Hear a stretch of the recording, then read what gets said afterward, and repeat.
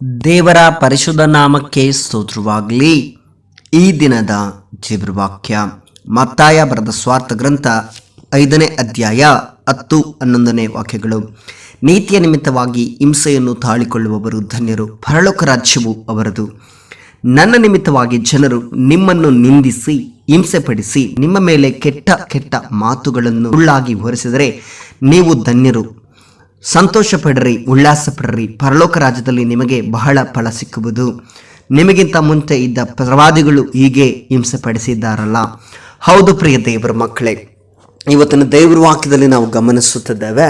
ಇಲ್ಲಿ ದೇವರ ವಾಕ್ಯವು ಸ್ಪಷ್ಟವಾಗಿ ಬರೆಯಲ್ಪಟ್ಟಿದೆ. ಮತ್ತಾಯರ ಸ್ವಾರ್ಥ ಗ್ರಂಥದಲ್ಲಿ 5ನೇ ಅಧ್ಯಾಯ 10-12 ವಾಕ್ಯದವರೆಗೆ ನಾವು ಓದೋದಾದರೆ, ನೀತಿ ನಿಮಿತ್ತವಾಗಿ ಹಿಂಸೆಯನ್ನು ತಾಳಿಕೊಳ್ಳುವವನು ಧನ್ಯನು, ಪರಲೋಕ ರಾಜ್ಯ ಅವರದು.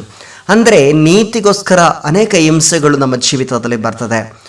ನಾವು ದೇವರ ರಾಜ್ಯಕ್ಕಾಗಿ ಓಡುವಾಗ, ದೇವರಿಗಾಗಿ ಸೇವೆ ಮಾಡುವಾಗ ನಮ್ಮ ಮೇಲೆ ಇಲ್ಲದ ಆರೋಪಗಳು, ಇಲ್ಲದ ಅಪವಾದಗಳು, ಇಲ್ಲದ ಅನೇಕ ರೀತಿಯ ಕಾರ್ಯಗಳನ್ನು ನಮ್ಮ ಮೇಲೆ ಜನರು ಏನು ಮಾಡ್ತಾರೆ ಅಂದರೆ ತಪ್ಪಾಗಿ ಮಾತನಾಡ್ತಾರೆ. ನಮಗೆ ವಿರುದ್ಧವಾಗಿ ಗುಂಪುಗಳು ಎದ್ದೇಳುತ್ತದೆ. ಆದರೆ ದೇವರ ವಾಕ್ಯದಲ್ಲಿ ಸ್ಪಷ್ಟವಾಗಿ ನಾವು ನೋಡ್ತೇವೆ, ನನ್ನ ನಿಮಿತ್ತ ಜನರು ನಿಮ್ಮನ್ನು ನಿಂದಿಸಿ ಹಿಂಸೆ ಪಡಿಸಿ ನಿಮ್ಮ ಮೇಲೆ ಕೆಟ್ಟ ಕೆಟ್ಟ ಮಾತುಗಳನ್ನಾಡಿದರೆ ಸುಳ್ಳಾಗಿದೆ ಎಂಬುದಾಗಿ. ದೇವರ ನಿಮಿತ್ತವಾಗಿ ಅಂದರೆ ದೇವರ ಒಂದು ನಾಮದ ನಿಮಿತ್ತವಾಗಿ ನೀವೊಂದು ಒಳ್ಳೆ ರೀತಿಯಲ್ಲೇ ಇದ್ದೀರಾ, ನಿಮಗೆ ಯಾವುದೇ ರೀತಿ ಕೆಟ್ಟ ಸ್ವಭಾವಗಳಿಲ್ಲ. ಆದರೂ ನಿಮ್ಮ ಮೇಲೆ ಮಾಡಬಾರದ ತಪ್ಪುಗಳ ನಿಮಿತ್ತವಾಗಿ, ಆಡಬಾರದ ಮಾತುಗಳ ನಿಮಿತ್ತವಾಗಿ ನಿಮ್ಮ ಮೇಲೆ ಕೆಟ್ಟ ಹೆಸರುಗಳು ಬರ್ತಾ ಇದೆ ಅಂದರೆ ನೀವು ಧನ್ಯರು. ಯಾಕೆಂದರೆ ಪರಲೋಕ ರಾಜ್ಯ ನಿಮ್ಮದೇ ಆಗಿದೆ. ಪ್ರಿಯ ದೇವರ ಮಕ್ಕಳೇ, ದೇವರ ಮಕ್ಕಳು ಅನೇಕರು ದೇವರ ಮಕ್ಕಳು ಅಂತೇಳಿ ಹೇಳ್ಕೊಳ್ತಾರೆ. ಆದರೆ ಒಬ್ಬರ ಹತ್ರ ಇರೋ ರೀತಿಯಲ್ಲಿ ಇನ್ನೊಬ್ಬರ ಹತ್ರ ಇರೋದಿಲ್ಲ. ನಾವು ಒಬ್ಬರ ಹತ್ರ ಒಳ್ಳೆ ರೀತಿಯಲ್ಲಿ ಹೇಳಿದ್ರೆ ಇನ್ನೊಬ್ಬರ ಹತ್ರ ಕೆಟ್ಟದರಾಗಿ ನಾವು ಮಾತನಾಡುತ್ತೇವೆ. ಹಾಗೆ ಪ್ರಿಯ ದೇವರ ಮಕ್ಕಳೇ, ನಮ್ಮ ಮೇಲೆ ಕೆಟ್ಟ ಕೆಟ್ಟ ಮಾತುಗಳನ್ನು ಆಡುವಾಗ, ನಮ್ಮ ಮೇಲೆ ಇಲ್ಲದು ಸಲ್ಲದ ಆರೋಪಗಳನ್ನು ಹೊರಿಸುವಾಗ, ಒಂದು ಉದಾಹರಣೆಗೆ ಹೇಳುತ್ತೇನೆ. ಪ್ರಿಯ ದೇವರ ಮಕ್ಕಳಲ್ಲಿ ನಾನು ನೋಡೋದಾದರೆ, ನಾನು ಸೇವೆಗೆ ಬಂದು 10 ವರ್ಷದಲ್ಲಿ ಅನೇಕ ಕಾರ್ಯಗಳು ನನಗೆ ವಿರುದ್ಧವಾಗಿ ಎದ್ದು ಬಂದವು. ನನ್ನನ್ನು ಅನೇಕರು ಅವಮಾನ ಪಡಿಸಿದ್ದಾರೆ, ನನ್ನ ಅನೇಕರು ನಿಂದಿಸಿದ್ದಾರೆ. ನನ್ನ ಜೀವಿತದಲ್ಲಿ ನನ್ನ ಮೇಲೆ ನಾನು ಮಾಡದೇ ಇರುವ ತಪ್ಪುಗಳನ್ನು ಹೊರಿಸಿದ್ದಾರೆ. ನಾನು ಮಾಡಿದ ಕಾರ್ಯಗಳ ನಿಮಿತ್ತ ನನಗೆ ಹಿಂಸೆ ಪಡಿಸಿದ್ದಾರೆ. ಯಾಕೆ? ದೇವರ ನಿಮಿತ್ತವಾಗಿ ನನ್ನನ್ನು ಹೊಡೆದಿದ್ದಾರೆ, ಉಗಿದಿದ್ದಾರೆ, ಬೈದಿದ್ದಾರೆ, ಕೆಟ್ಟದಾಗಿ ಮಾತನಾಡಿದ್ದಾರೆ.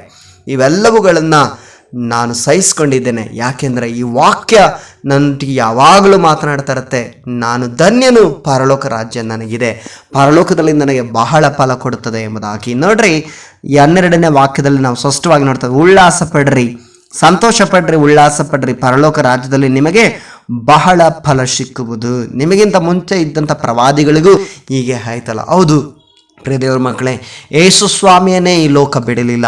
ಯೇಸು ಸ್ವಾಮಿ ಈ ಲೋಕದಲ್ಲಿ ಜೀವನ ಮಾಡ್ತಾ ಇರುವಾಗ, ಈ ಲೋಕದಲ್ಲಿ ಆತನು ಜೀವಿಸ್ತಿರುವಾಗ ಆತನ ಮೇಲೆ ಕೆಟ್ಟಾದ ಅಪವಾದಗಳನ್ನು ಹೊರಿಸಿದ್ರು, ಆತನ ಮೇಲೆ ಕೆಟ್ಟಾದ ಹೆಸರುಗಳನ್ನು ತಂದರು, ಆತನ ಮೇಲೆ ಕೆಟ್ಟ ಕೆಟ್ಟ ಮಾತುಗಳನ್ನು ಮಾತಾಡಿದ್ರು, ಆತನ ಮುಖಕ್ಕೆ ಹುಗಿದ್ರು, ಆತನನ್ನು ಶಿಲುಬೆಯಲ್ಲಿ ಹೊಡೆದ್ರು. ಪ್ರಿಯ ದೇವರ ಮಕ್ಕಳೇ, ಆತನ ಎಲ್ಲವನ್ನು ಸಹಿಸಿಕೊಂಡನಲ್ಲವಾ?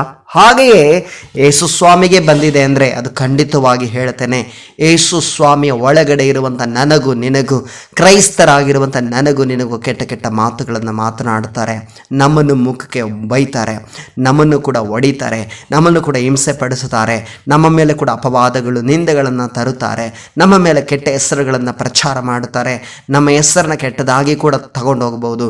ನಾವು ಮಾಡದೇ ಇರೋ ತಪ್ಪುಗಳಿಗೆ, ನಾವು ಮಾಡದೇ ಇರೋ ಅಪರಾಧಗಳಿಗೆ, ನಾವು ಮಾತನಾಡದೇ ಇರೋ ಮಾತುಗಳ ನಿಮಿತ್ತವಾಗಿ ನಮ್ಮನ್ನು ಅನೇಕರು ನೋಯಿಸಬಹುದು. ಅದನ್ನು ನೋಡಿ ಭಯಪಡಬೇಡ್ರಿ, ಅದನ್ನು ನೋಡಿ ನೀವು ಕುಗ್ಗಿ ಹೋಗಬೇಡ್ರಿ. ನಾನು ನಿಮಗೆ ಹೇಳ್ತೇನೆ, ಪರಲೋಕ ರಾಜ್ಯ ನಿಮ್ಮದಾಗಿದೆ, ಪರಲೋಕ ರಾಜ್ಯ ನಿಮ್ಮದಾಗಿದೆ ಪ್ರಿಯರೇ. ಆದ್ದರಿಂದ ನೀವು ಈ ಮಾತುಗಳ ನಿಮಿತ್ತವಾಗಿ ಒಂದು ವೇಳೆ ಸೋತು ಹೋಗಿದ್ದೀರಾ, ಒಂದು ವೇಳೆ ಬೇಸರಗೊಂಡಿದ್ದೀರಾ, ದೇವರಾತ್ಮನ ಇವತ್ತು ಹೇಳ್ತಿದ್ದಾನೆ, ಪರಲೋಕ ರಾಜ್ಯ ನಿಮ್ಮದೇ ಎಂಬುದಾಗಿ. ಪ್ರಿಯರೇ, ಪರಲೋಕ ರಾಜ್ಯದಲ್ಲಿ ನಿಮಗೆ ಬಹಳ ಫಲ ಸಿಗುತ್ತೆ. ಆದ್ದರಿಂದ ಭಯಪಡಬೇಡ್ರಿ, ಧೈರ್ಯದಿಂದಿರ್ರಿ, ಕರ್ತನಿಗಾಗಿ ಎಲ್ಲವನ್ನ ಸಹಿಸಿಕೊಳ್ಳ್ರಿ. ದೇವರು ತಾನೇ ವಾಕ್ಯದೊಟ್ಟಿಗೆ ನಿಮ್ಮನ್ನು ಆಶೀರ್ವಾದ ಮಾಡಲಿ. ಯೇಸು ನಾಮದಲ್ಲಿ ಪ್ರಾರ್ಥಿಸೋಣ. ಸರ್ವಶಕ್ತನ ಮಹಾಪರಿಶುದ್ಧನ ತಂದೆಯ ದೇವರೇ, ದಿನಕ್ಕಾಗಿ ಸ್ತೋತ್ರಪ್ಪ. ದಿನದಲ್ಲಿ ಸ್ವಾಮಿ ವಾಕ್ಯ ಕೇಳುತ್ತಿರುವಂಥ ನಿನ್ನ ಮಕ್ಕಳನ್ನ ಆಶೀರ್ವಾದ ಮಾಡ್ರಿ. ವಾಕ್ಯದ ಪ್ರಕಾರ ಸ್ವಾಮಿ, ಹೌದು ಸ್ವಾಮಿ ದೇವರೇ, ನೀತಿಯ ನಿಮಿತ್ತವಾಗಿ ಹಿಂಸೆಯನ್ನು ತಾಳಿಕೊಳ್ಳುವವರು ಧನ್ಯರು, ಪರಲೋಕ ರಾಜ್ಯವು ಅವರದು. ನನ್ನ ನಿಮಿತ್ತ ಜನರು ನಿಮ್ಮನ್ನು ನಿಂದಿಸಿ ಹಿಂಸೆ ಪಡಿಸಿ ನಿಮ್ಮ ಮೇಲೆ ಕೆಟ್ಟ ಕೆಟ್ಟ ಮಾತುಗಳನ್ನು ಸುಳ್ಳಾಗಿ ಹೊರಿಸಿದರೆ ನೀವು ಧನ್ಯರು, ಸಂತೋಷಪಡ್ರಿ, ಉಲ್ಲಾಸ ಪಡ್ರಿ, ಪರಲೋಕ ರಾಜ್ಯದಲ್ಲಿ ನಿಮಗೆ ಬಹಳ ಫಲ ಸಿಕ್ಕುವುದು. ನಿಮಗಿಂತ ಮುಂಚೆ ಇದ್ದಂಥ ಪ್ರವಾದಿಗಳಿಗೂ ಹೀಗೆ ಹಿಂಸೆ ಪಡಿಸಿದ್ದಾರಲ್ಲ ಎಂಬ ವಾಕ್ಯದ ಪ್ರಕಾರ ಸ್ವಾಮಿ ನಮ್ಮೊಟ್ಟಿಗೆ ಮಾತನಾಡೋದಕ್ಕಾಗಿ ಸ್ತೋತ್ರ. ಇವತ್ತಿನ ದಿನದಲ್ಲಿ ಸ್ವಾಮಿ ಯಾರಿಗೆಲ್ಲ ಹಿಂಸೆ ಒಳಗಾಗಿದ್ದಾರೋ, ಯಾರ ಮನಸ್ಸೆಲ್ಲ ಬಹಳ ನೋವುಂಟಾಗಿದೆಯೋ, ಯಾರ ಮನಸ್ಸಿನಲ್ಲಿ ಕರ್ತನೆ ಅಪ್ಪ ಯಾರೋ ಒಬ್ಬರು ಮಾತನಾಡಿದ ನಿಮಿತ್ತವಾಗಿ, ಯಾರೋ ಒಬ್ಬರು ತಪ್ಪಾಗಿ ಒರೆಸಿದ ನಿಮಿತ್ತವಾಗಿ ಅವರ ಜೀವಿತದಲ್ಲಿ ಸ್ವಾಮಿ ಕುಂದಿ ಹೋಗಿದ್ದಾರೋ ಅವರನ್ನು ಈ ವಾಕ್ಯದೊಟ್ಟಿಗೆ ನೀವು ಬಲಪಡಿಸಬೇಕಾಗಿ ನಾನು ಪ್ರಾರ್ಥಿಸ್ತಾ, ಕರ್ತನೆ ಈ ವಾಕ್ಯದೊಟ್ಟಿಗೆ ಅವರನ್ನು ಮುಟ್ಟಬೇಕಾಗಿ, ಅವರ ಜೀವಿತದಲ್ಲೊಂದು ಸಂತೋಷ ಸಮಾಧಾನವನ್ನು ಅನುಗ್ರಹಿಸಬೇಕಾಗಿ ನಾನು ಪ್ರಾರ್ಥಿಸ್ತಾ, ಯೇಸು ಕ್ರಿಸ್ತನ ಅಧಿಕಾರವುಳ್ಳ ನಾಮದಲ್ಲಿ ಪ್ರಾರ್ಥಿಸ್ತೇನೆ ತಂದೆಯ ದೇವರೇ. ಆಮೇನ್, ಆಮೇನ್, ಆಮೇನ್. ದೇವರು ನಿಮ್ಮನ್ನು ಆಶೀರ್ವದಿಸಲಿ.